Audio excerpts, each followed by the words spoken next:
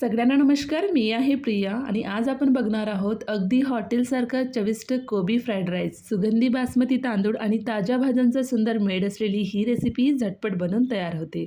आणि या कोबी फ्राईड राईसमध्ये आपण कुठल्याही प्रकारचे सॉसेस न वापरता तयार करणार आहोत. त्यामुळे घरीच असलेल्या साहित्यापासून हे राईस आपण तयार करून घेऊ शकतो. चला तर मग वेळ न घेता रेसिपीला सुरुवात करूया. तर हे कोबी फ्राईड राईस तयार करण्यासाठी सुरुवातीला आपल्याला भात हे शिजवून घ्यायचा आहे. त्यासाठी इथे मी 1 ग्लासपर्यंत बासमती तांदूळ घेतली आहे.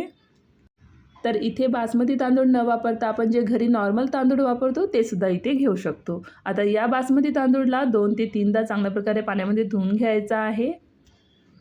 तांदूळ हे चांगल्या प्रकारे धुवून घेतल्यानंतर 1 ग्लास बासमती तांदूळसाठी यामध्ये 2 ग्लासपर्यंत पाणी हे घालायचं आहे. सोबतच यामध्ये थोडंसं मीठ घालायचं आहे आणि एकदम मोकळा असा भात हे तयार करून घ्यायचा आहे. तर भात हे शिजेपर्यंत दुसरीकडे इथे मी मध्यम आकाराचा फुलकोबी घेतली आहे. कोबीला मध्यम तुकडेमध्ये कट करून घ्यायचा आहे. एकदम लहानसुद्धा नको आणि एकदम मोठेसुद्धा नको, तर अशा मध्यम आकारामध्ये आपल्याला हे कट करून घ्यायचं आहे.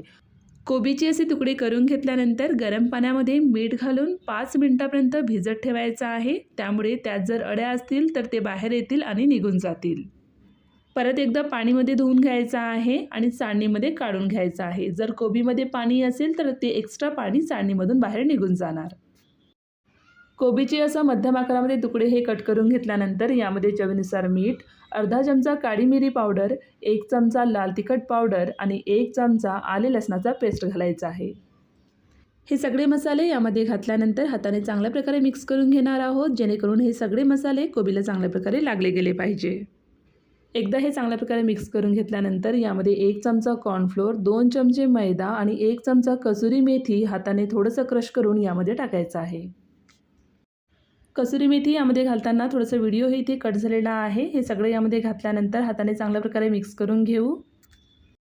हे मिक्स करून घेताना यामध्ये थोडंसं पाणी शिंपडून आपल्याला मिक्स करून घ्यायचं आहे. यामध्ये घातलेले मसाले आणि पीठ कोबीला चांगल्या प्रकारे कोट झाले पाहिजे. जास्तसुद्धा पाणी घालू नका. तर कोबीला असं कोट करून घेतल्यानंतर आता या कोबीला आपण तेलामध्ये तळून घेणार आहोत. कोबी तळण्यासाठी गॅसवरती जाडसर कढई ठेवायचा आहे. कढईमध्ये थोडंसं तेल टाकायचं आहे. तेल हे गरम झाल्यावर त्यामध्ये जितके कोबी मावतील तेवढे कोबी टाकून तळून घ्यायचं आहे. कोबी हे तळून घेताना गॅसची आंच इथे मध्यम ठेवायचा आहे. कोबीचं वरचं लेयर हे थोडंसं क्रिस्पी होईपर्यंत कोबी हे तेलात तळून घ्यायचं आहे.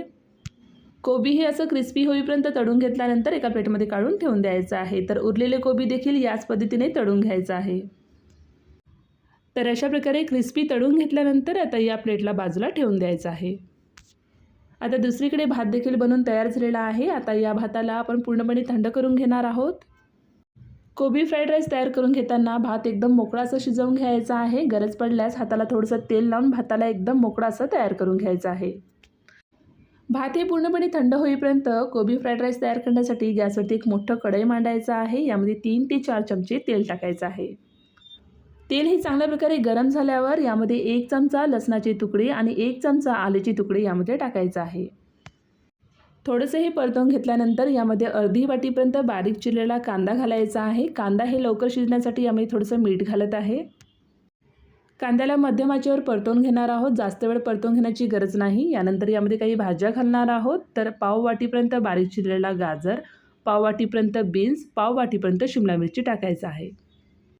भाज्या घातल्यानंतर गॅसची आंच मोठा करायचा आहे. मोठा आचेवरच हे आपल्याला परतवून घ्यायचं आहे. सोबतच यामध्ये 3 ते 4 हिरवी मिरची आणि 7 ते 8 कढीपत्त्याचे पाने घालून आपण हे परतवून घेणार आहोत.